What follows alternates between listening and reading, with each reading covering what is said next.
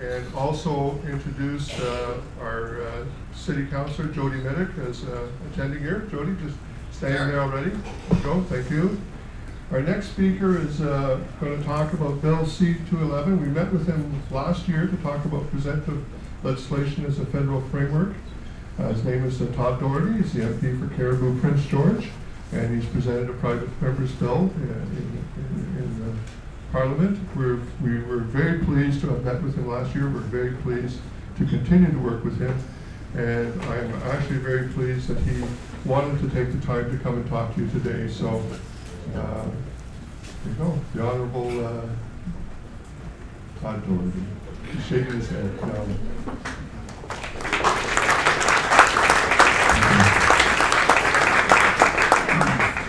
I'm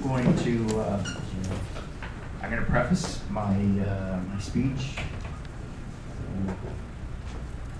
This is going to be tough. I'm a big baby to begin with, so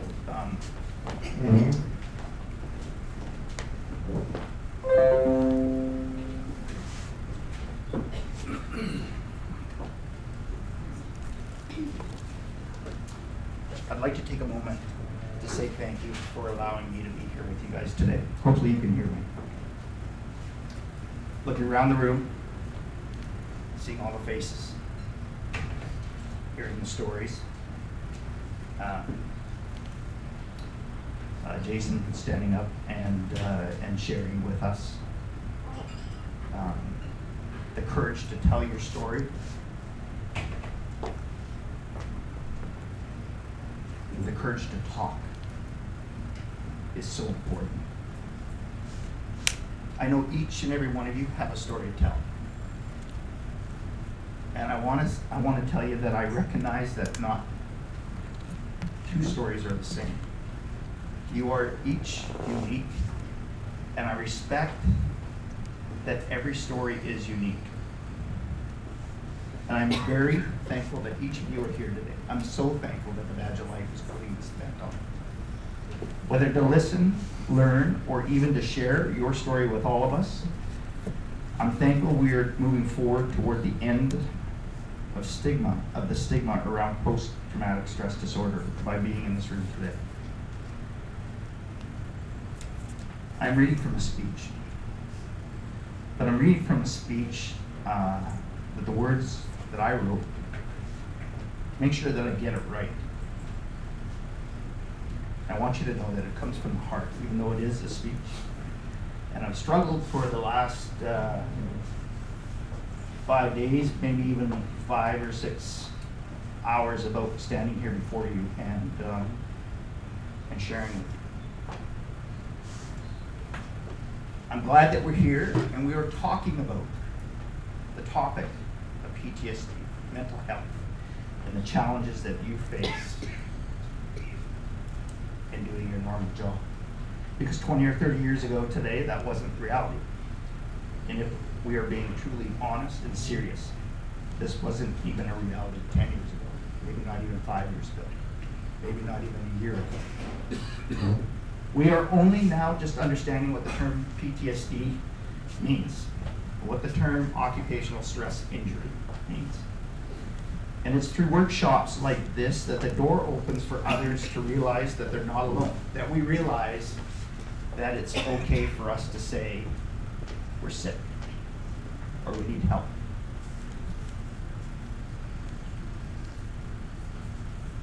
And it's workshops like this again alone that make us aware that we're not alone. It gives us the power to be able to speak before, be able to give our own testimony. And if this leads to even just one person opening their computer today and Google searching the words post-traumatic stress disorder, occupational stress injury, then we have accomplished something. If at the end of this day we have given someone the courage, the confidence that will allow them to come forward and say they need help, we will have saved a life. And that's why we're here today. I've just realized that I've gone to page 3 and I haven't introduced myself actually. I apologize. And that's going to ruin the video.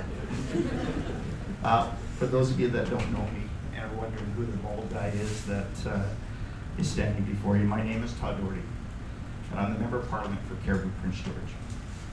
And I hail from a small community in northern British Columbia, and I'm proud to say that I'm from the Caribou, where people look you in the eyes, they ask you how you're doing, and they generally care.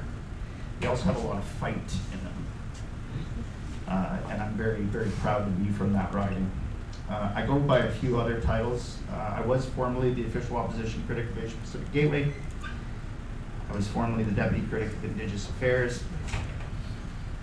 I'm currently the official opposition critic of Oceans, Fisheries, and Canadian Coast Guard.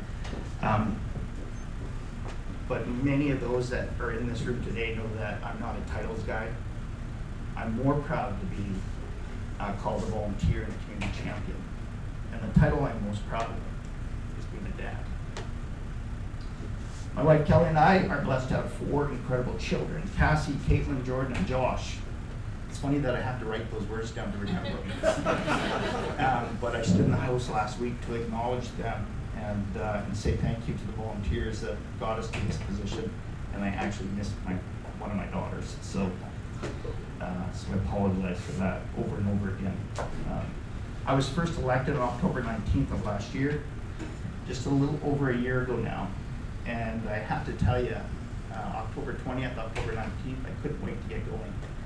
Previously, I held roles in aviation, trade and aviation. I represented the world, or Canada on the world stage.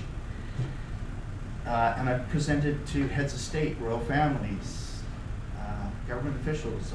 I've been all over the world and seen things that most of you will only ever see in the internet and can't imagine.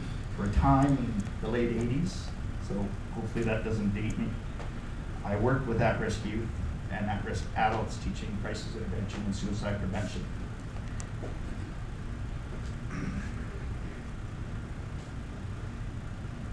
Suicide and mental health has deeply affected and impacted my life.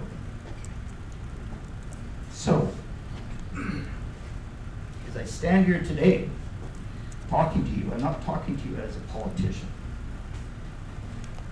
I'm talking to you as a human, as a person, as a leader, as a champion in our community that says we all need to be better. We need to have this conversation.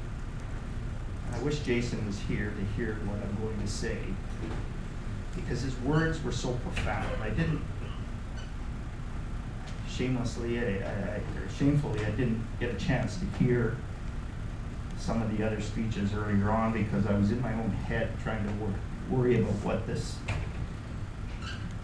speech was going to say, how I could convey enough the importance of what we're doing today, and to make sure that I paid appropriate tribute to those of you that are here and gave the respect that you all deserve.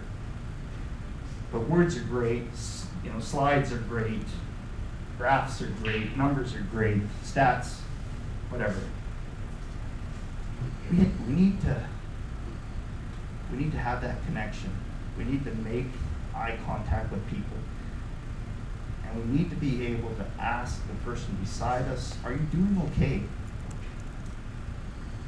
We need to have that courage and that conviction to be able to do that. People don't make eye contact anymore. That video, I didn't like watching the video either. I felt the same.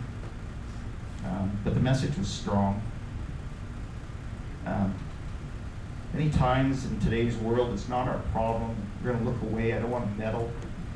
Maybe I'm making it up. They'll be all right. And we need to be better. So that's my rant. I'll get back to my speech now. My campaign was a little under 2 years. I left a job that paid me more money than I ever thought I'd ever make. I was very good at it. But I wasn't happy. I'd sacrificed a long time away from my family, chasing big dollars, and I was really good at what I did. But I knew that there was a path, and I knew that there was things that were missing in my life. So in 2011, I left aviation to focus on my family. I spent up to 280 days overseas a year. Is that 5 minutes? Is that what you're telling me? I only got 5 minutes? Really? I'm not even partway through. Seriously. All You're right. gonna have Go to ahead. talk faster. Go ahead. All right, well then I'll get back to this. Anyways, when I arrived in Ottawa shortly after the election, I had 2 documents in hand. The first was analysis of challenges and opportunities that existed in my riding, and the second was a very rough draft of a few private members' bills that I wanted to put forth and champion. Some of you may or may not know this, but a private members' bill is a bill introduced in the House of Commons by a member of Parliament who's not a cabinet minister. And it's an opportunity for those members who are not in government to propose legislation and make meaningful change. In my first month as an MP, I tabled 4 bills. One was calling on the government to develop a National Appreciation Day for first responders. The other one was changing the prolific offenders bill dealing with prolific offenders. Another one was a statistical one. I'm a bit of an OCD guy. I hate the way that we don't have a formalized date format. And the one I'm most proud about is C211, which calls on the government to develop a national framework with respect to PTSD and the mental health challenges that our military, our veterans, our first responders face every day. Over the course of the 2 years, I spent campaigning to win both the Conservative nomination and the general election, and over the course of my life prior to politics, I've met with people from all walks of life and occupations. I have to say, it was the stories shared by me, or with me, by Dennis and Mike, who are firefighters back home. Kent, who's a police officer. Paul, who's a veteran who actually rode a horse across Canada to bring awareness to the changing face of veterans and bring attention to PTSD. Sharon, who's a paramedic. Kevin, who is a decorated member of our RCAF and who is still serving today, that is having challenges. The veteran from my Royal Canadian Legion Branch 43, who shared with me his story as long as I didn't share his name. And the many friends and families of my own that were the inspiration for this bill. And since introducing my bill, I've been introduced to many, many friends. Gary and Bill and Sid, Natalie Harris, who are here, Norm Robillard, who's here as well, Jody Mitic, who's here. These are champions who are doing everything to ensure that another life isn't lost. Champions who are not just talking, but are acting. Bill C-211 is an act respecting a federal framework on post-traumatic stress disorder, and it was born out of the stories that I heard. It was the stories that I realized that there is no standard to diagnosis of care for post-traumatic stress disorder that is consistent from one side of this country to another. There's no standard of even terminology. We've seen slides here that we've got different, we're calling it different things, and people are like, well, what's PTS, what's PTSD, OSI? We have to have a standard, even a standard terminology on how do we move this forward. There are many organizations that are doing incredible work in advocacy and support. Badge of Life, Are You OK, Tamaconter, Communities for Veterans, Wounded Warriors. We have some incredible colleagues in Parliament that are doing some great work as well. Aaron O'Toole, Pam Damoff, Pierre Paul Hughes, Alupa Clark. And since introducing my bill, my office has received hundreds, if not thousands, of calls and emails. I've been sent challenge coins, which are incredible. I've had the opportunity to speak at events and given the honor of hosting the National Paramedic Memorial Bell in my office, which serves as a daily reminder of the lives that have been lost in the line of duty. The stories have been horrific and heartbreaking. Some of them, something that in 2016 is shameful. It's not shameful that we can't deal with technology. It's shameful that we have people that are suffering, and they're suffering in silence. We have people that are suffering. I'm going to get away from PTSD for a second, if I can, no aside, but we have people that are suffering and they think that the only way out of the pain is to commit suicide. It's shameful. Absolutely shameful. We've got to be better. All of you in this room, you suit up each and every day knowing full well that you may encounter danger, horror, and tragedy. You are our silent sentinels. We trust, we know that when we are in need, when we need help, whether we dial 911, you will be there. You never fail us. However, I feel we have failed you. Post-traumatic disorder is not your responsibility to deal with alone. It is up to all of us to help educate and to help understand. Bill C-211 seeks to establish a cohesive and coherent national framework to ensure our military, first responders, veterans, corrections officers, emergency dispatch get timely access to the resources and support they need to deal with PTSD, OSI, and other mental health challenges.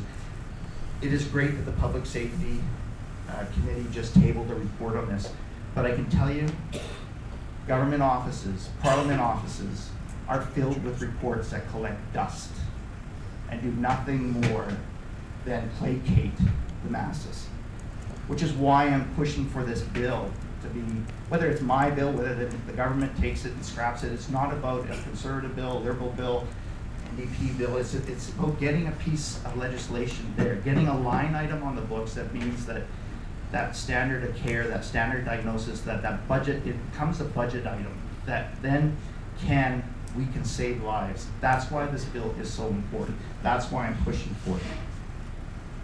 We know you as our heroes, the brave men and women who run towards danger when most of us would run the other way. When gunfire erupts, you run towards it. When the building is on fire, you run into it. And when we need you the most during times of tragedy, we know and we trust that you'll be there. Less is known by the general public are the mental demands of your occupation. That's why these discussions are so important. This includes the effects of working in a profession that regularly exposes you to graphic scenes and images that anyone would find disturbing and difficult to see. Something we as civilians can talk about, can never quite imagine what you go through on a daily basis.